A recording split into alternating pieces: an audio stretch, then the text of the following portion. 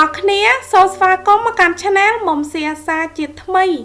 នៅក្នុងវីដេអូនេះខ្ញុំនឹងចែករំលែកអ្នកនៅរូបមន្តងាយៗពីរយ៉ាងក្នុងការបំបត្តិមុននិងស្បែកមុខខ្លាញ់តើអ្នកកំពុងរកវិធីបំបត្តិស្បែកមុខខ្លាញ់មែនទេស្បែកដែលមានជាតិខ្លាញ់អាចបណ្ដាលឲ្យកើតមុនក្បាលខ្មៅនិងមុនកប់សាច់ដើម្បីកាត់បន្ថយមុននិងស្បែកមុខខ្លាញ់អ្នកអាចសាកល្បងរូបមន្តនេះបានប្រសិនបើអ្នកកំពុងស្វែងរកវិធីបំបត្តិប្រេងដែលលើសចេញពីស្បែកមុខរបស់អ្នកអញ្ចឹងសូមបន្តទស្សនាវីដេអូនេះរហូតដល់ចប់ដើម្បីទទួលបានចំណេះដឹងពេញលេញជំហានទី1វិធីធ្វើ scrub ខាត់ស្បែកដើម្បីធ្វើ scrub ខាត់ស្បែកមុខនេះអ្នកត្រូវការប៉េងប៉ោះទុំនិងម្សៅសូដាដំបូងអ្នកត្រូវកាត់ប៉េងប៉ោះទុំជាចំណិត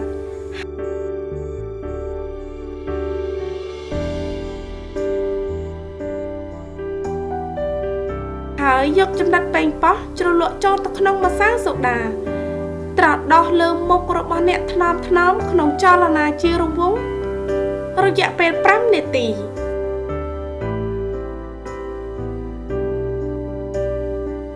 ម្សៅសូដាអាចជួយកាត់បន្ថយការកាត់មុន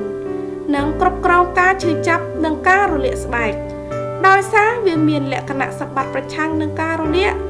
និងប្រឆាំងនឹងមេរោគប៉េងប៉ោះសម្បូរទៅដោយវីតាមីន C ដែលជួយព្យាបាលមុននិងជួយឲ្យស្បែកភ្លឺរលោងអាស៊ីតធម្មជាតិធ្វើឲ្យមានតុល្យភាពនៅប្រេងដែលលើសនិងសម្អាតបានយ៉ាងជ្រៅការត្រដោះប៉េងប៉ោះជាមួយនឹងម្សៅសូដាជួយជំរុញកោសិកាស្បែកដែលងាប់ចេញនិងបង្រួមរន្ធញើសតាមបែបធម្មជាតិធ្វើឲ្យស្បែករបស់អ្នកទន់និងរលោងបន្ទាប់មកលាងជម្រះចេញជាមួយទឹកក្តៅអ៊ុនៗ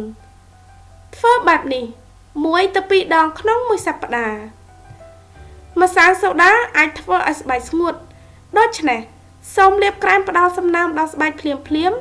ដើម្បីការពារស្បែកស្ងួតនិងបន្តឹងស្បែកមុខជំហានទី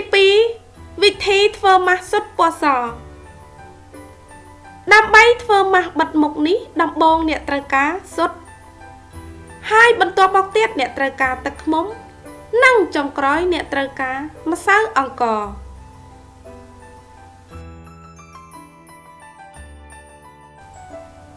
ដំបូងអ្នកត្រូវញែកស៊ុតពណ៌សចេញពីស៊ុតពណ៌លឿង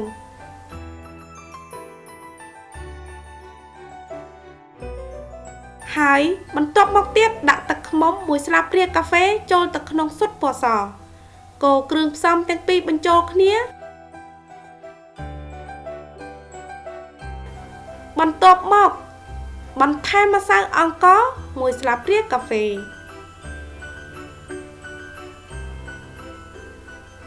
ត្រូវប្រកាសថាកូរវាឲ្យសព្វល្អម្សៅអង្ករមានលក្ខណៈសម្បត្តិប្រឆាំងនឹងភាពចាស់និងស្រូបយកប្រេងវាក៏ល្អសម្រាប់ស្បែកដែលងាយនឹងកើតមុននិងខ្លាញ់ផងដែរស៊ុតពណ៌សជួយក្នុងការបន្តឹងស្បែកនិងបង្រួមរន្ធញើសវារួមចំណែកដល់ការរក្សាភាពបត់បែននៃស្បែកនិងអាចកាត់បន្ថយនៅការលេចចេញនៅស្នាមជ្រីជ្រួញការប្រើប្រាស់ស៊ុតពណ៌សនៅលើស្បែករបស់អ្នកគឺជាគំនិតដ៏ល្អមួយពីព្រោះប្រូតេអ៊ីននៅក្នុងស៊ុតជួយក្នុងការជួសជុលជាលិកាសម្រាប់ស្បែកដែលត្រូវបំផ្លាញដោយសារមុនទឹកឃ្មុំជួយផ្ដល់សំណើមដល់ស្បែកនិងជួយរក្សាសំណើមវាក៏មានលក្ខណៈសម្បត្តិប្រឆាំងនឹងបាក់តេរីនិងជួយព្យាបាលស្បែកផងដែរបន្ទាប់ពីលាយវាឲ្យសព្វល្អហើយសូមលាបម៉ាស់នេះពេញផ្ទៃមុខនិងករបស់អ្នកទុកវាចោលរយៈពេល20ទៅ25នាទីឬរហូតដល់វាស្ងួតល្អលាងជម្រះចេញជាមួយទឹកក្តៅអ៊ុនៗហើយលាបក្រែមផ្ដល់សំណើមម៉ាស់លាបមុខនេះនឹងធ្វើឲ្យស្បែកមុខរបស់អ្នករលោងភ្លឺថ្លានិងបន្តឹងស្បែកមុខរបស់អ្នកភ្លាម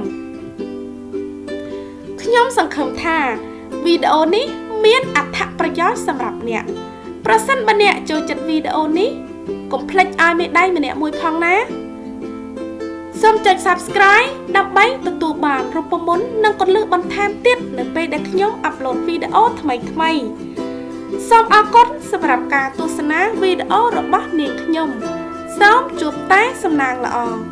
ជួបគ្នានៅវីដេអូក្រោយទៀត